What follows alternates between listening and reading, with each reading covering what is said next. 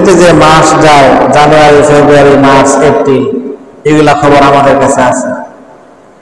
বৈশাখের খবর কি আমাদের কাছে আছে। অথচ আরবিতেও কি আছে?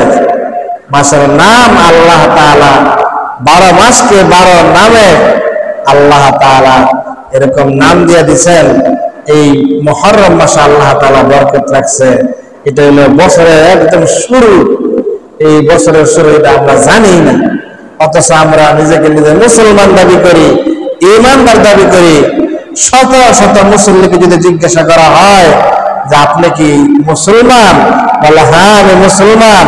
আপনি কি ঈমানদার, বলে হ্যাঁ কি কেন হুজুর আমি কি ঈমানদার।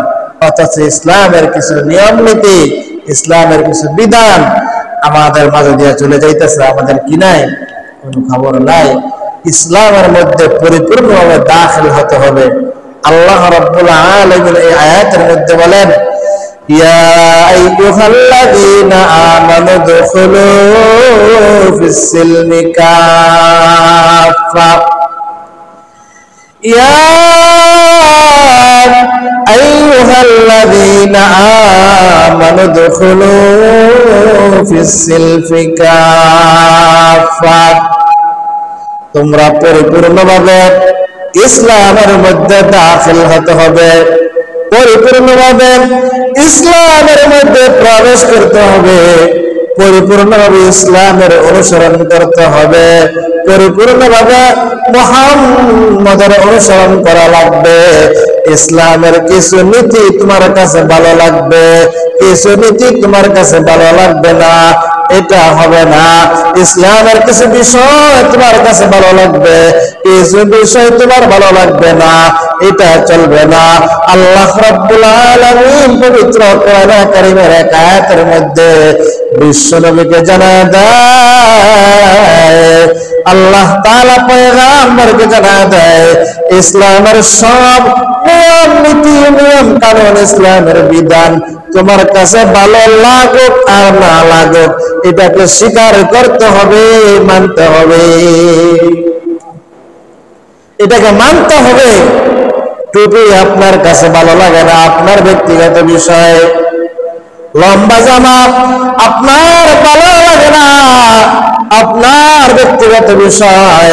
ভালো লাগাটাই স্বাভাবিক, কারণ আপনার কপাল পোড়া, টুপি ভালো লাগে না, এটা আপনার কাছে থাক।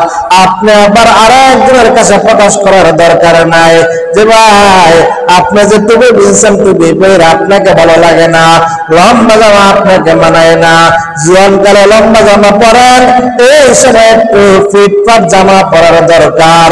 তাহলে মনে করবো আপনি যদি এরকম নিজের কাছে যে জিনিসটা ভালো না লাগে, আপনি অন্যজনকেও মুহাম্মদের আদর্শ, মুহাম্মদের সুন্নাত তরিকা থেকে দূরে সরাই দিতেছেন। একটা মানুষ 40 বছর হয়েছে দাড়ি রাখে না, যে কোনো মাধ্যমে হোক একটা ভালো মানুষের সঙ্গ পাইয়া, মসজিদের ইমাম সাহেবের সঙ্গ পাইয়া, কোন একজন আলেমের বয়ান শুনা একটু মনটা গলছে, দাড়ি রাখছে। এটা খারাপ জিনিস? ভালো জিনিস। কিন্তু আরেকজনকে তুই যে দাড়ির জন্য রাখছ, সুন্দর দেখা যায় না, কি দেখা না, সুন্দর দেখা যায় না, এরকম বলা যাবে না। ইয়া আইয়ুহাল্লাযীনা আমানু দুখুলু ফিস-সিলমি কাফা, তোমরা ইসলামের মধ্যে পরিপূর্ণ দাখিল হও।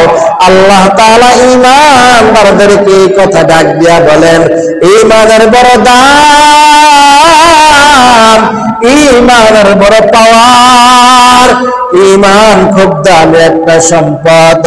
আল্লাহ পয়গম্বর জনাব মুহাম্মদুর রাসূলুল্লাহ সাল্লাল্লাহু আলাইহি ওয়াসাল্লাম জানায় দেয়, যে ব্যক্তিকে আল্লাহ তাআলা ঈমান নামক সম্পদ দান করেছে, সে মৃত্যুর পরে একদিন না একদিন জান্নাতের মেহমান হবে। জোরে বলেন আল্লাহু আকবার।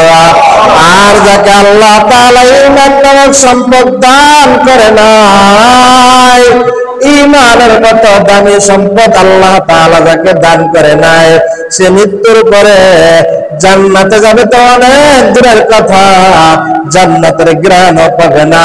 আল্লাহ তাআলা তাকে সদা সর্বদা জাহান্নামের অধিবাসী রাখবে। এই জন্য ইমানের দাম অনেক বেশি, ইমানের মূল্যায়ন অনেক বেশি। ইমান নামক সম্পদ খুব দামি সম্পদ। এই জন্য যারা ইমানদার তারা ইমান আর ইমানিত্ব টিকে থাকার দরকার আছে না নাই? হযরত ওমর রাদিয়াল্লাহু তাআলা আনহুর জামানায়